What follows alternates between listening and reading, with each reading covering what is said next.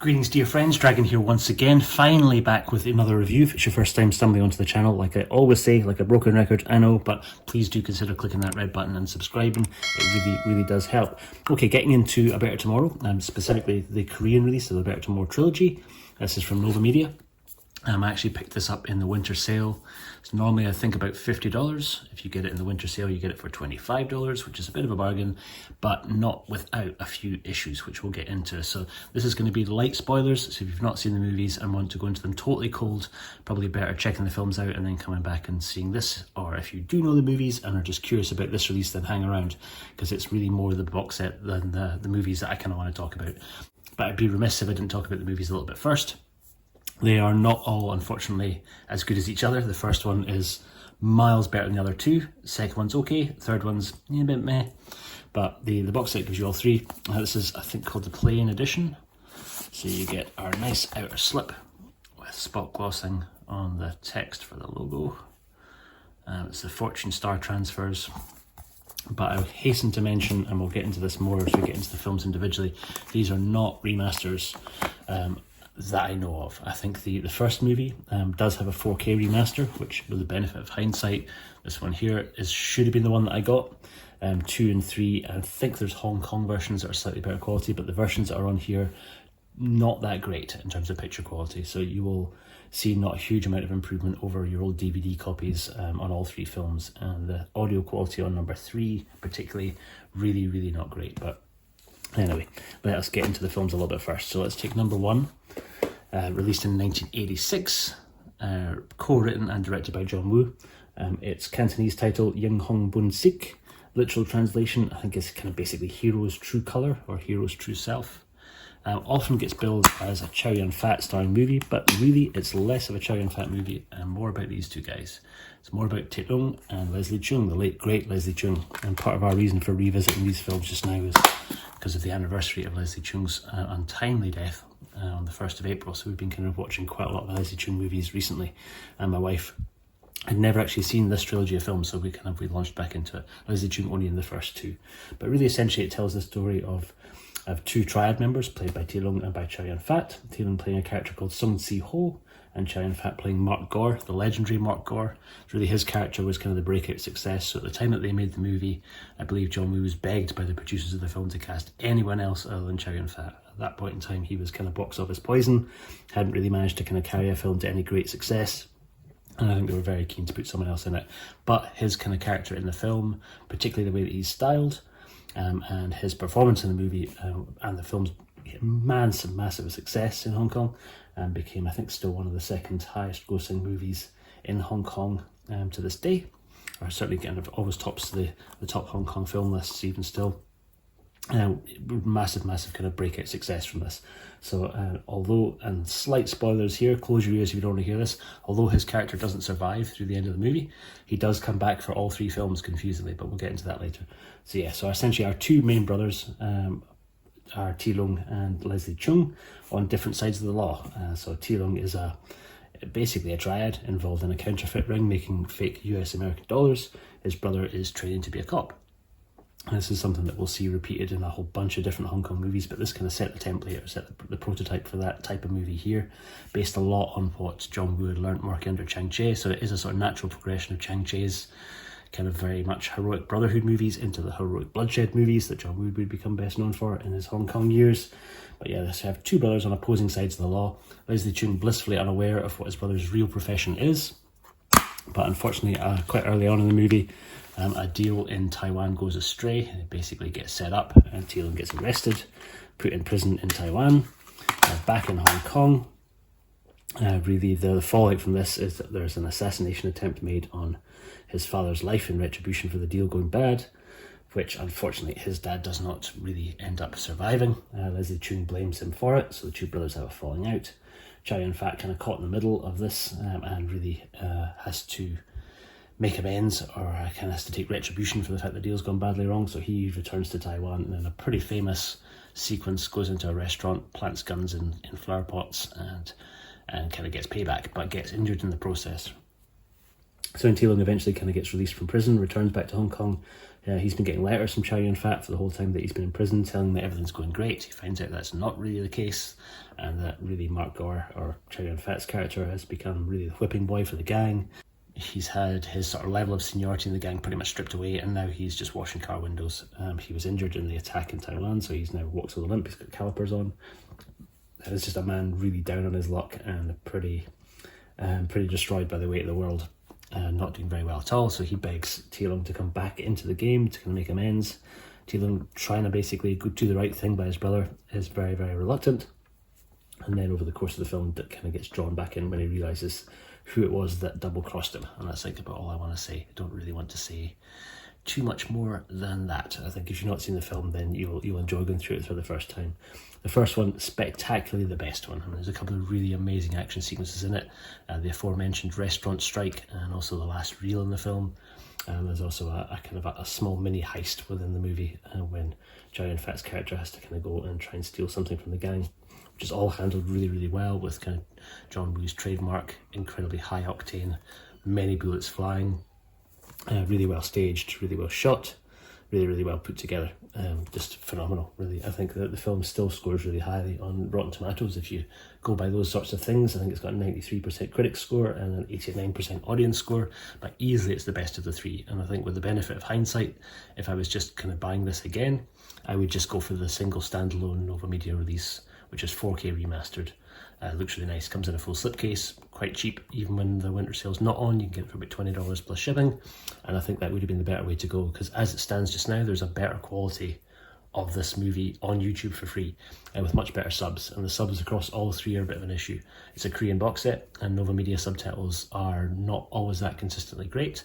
I'm not too sure where they source the subs for these movies from, but they're pretty bad, it has to be said. They're quite off. You're guessing sometimes what characters are kind of really meaning, because the subtitle's not that true to what's actually being said. It's quite a lot of typos, but generally you'll still understand the movie well enough, but the subtitle's really not that great, and the picture quality, like I say, is not fantastic.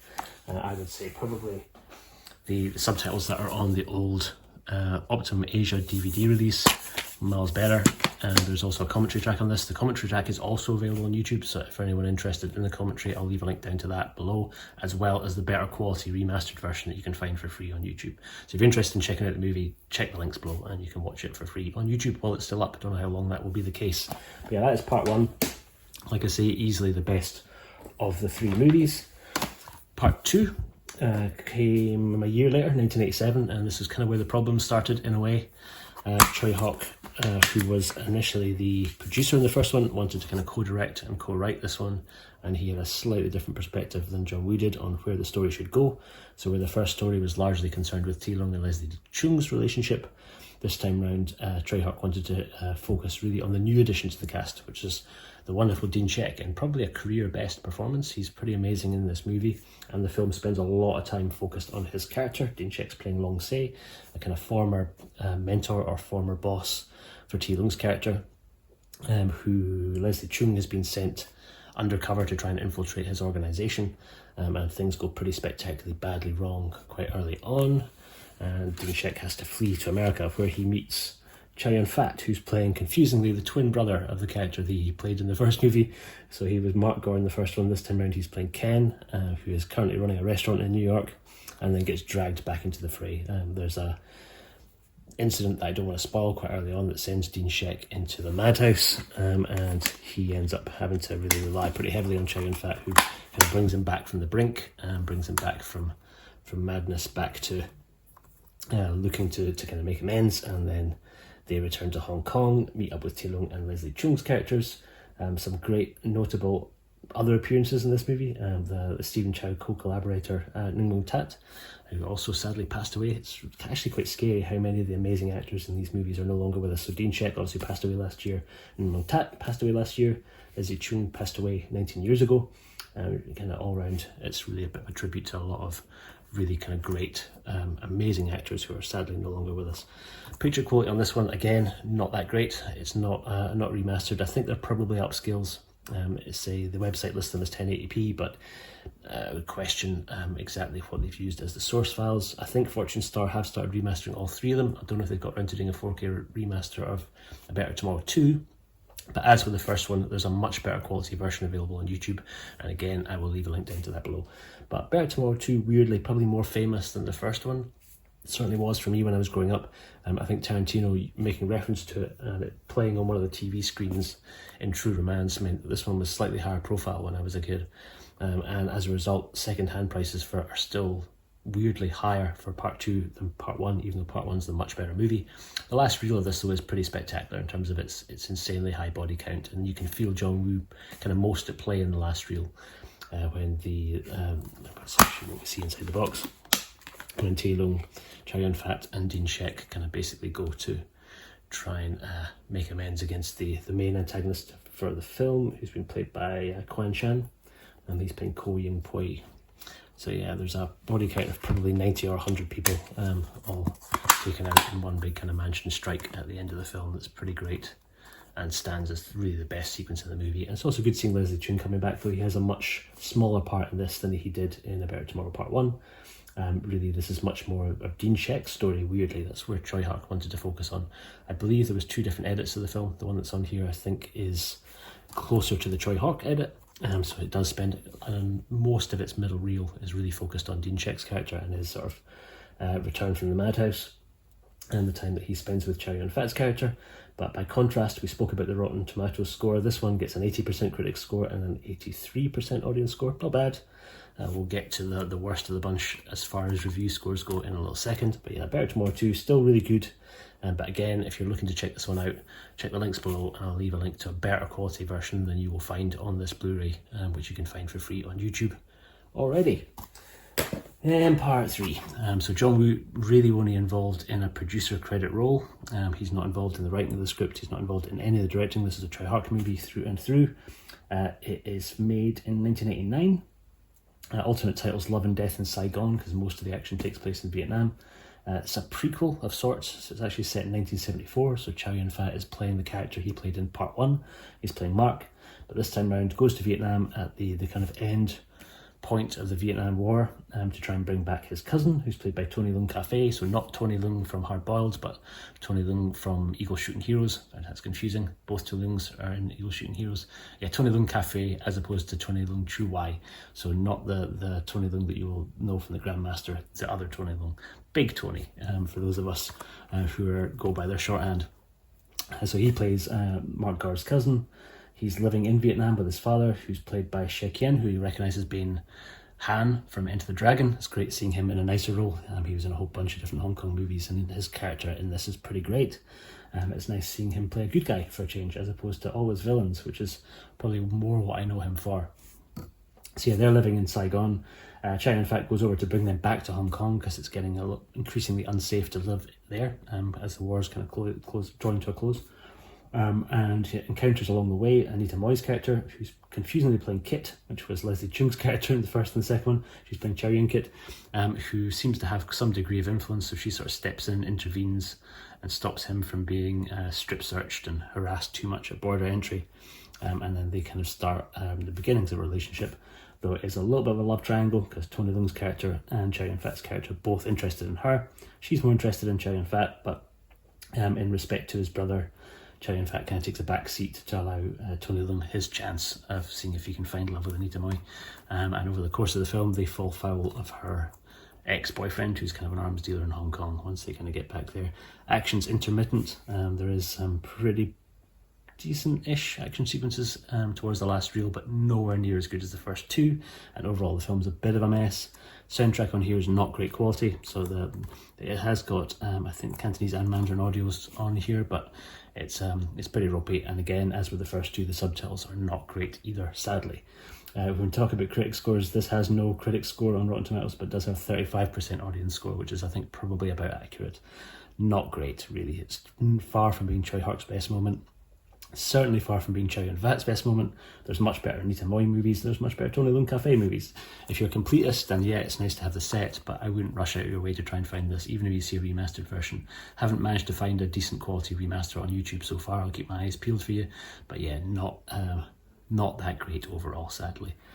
But as it stands, if you want to get all three together, you can certainly still track down this box set. Like I say, you can get it direct from Novamedia.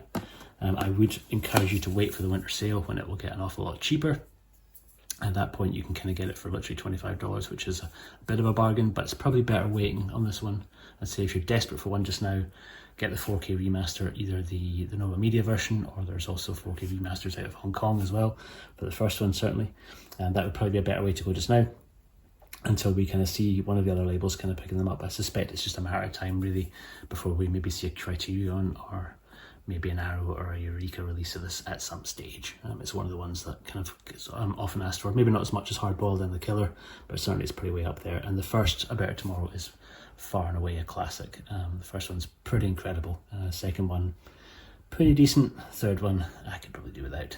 So will I keep a hold of the box set? Unlikely. To be honest, I'm probably going to sell this one and just track down the standalone copy of the first one.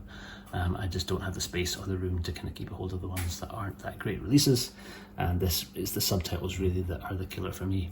I'd prefer to get one that's got better translations to it. Extras wise are pretty limited. There's a weird kind of very gun-centric little extra feature that kind of seems to look at all the different guns that are used in the films. It's all in Chinese with Korean subs. There's no English subs on the extra features in this set, so the extras that are on here are largely unwatchable from my point of view anyway. I would say it's better to just, for the moment, just keep a hold of this digitally. And if you're curious to check out the commentary, like I say, check out the links below and I will certainly leave a link to that. But guys, that is it. That is my take on this particular release of these three movies. One absolute classic, one pretty good, and one that's part 3. But thank you very, very much for watching. Let me know what you think of the films yourself, and let me know if it's one that you would like to see coming out in Blu-ray in the States or in the UK. I suspect we'll probably all be a thumbs up for that. But thank you very, very much for watching. I'll see you on the next one. Take care.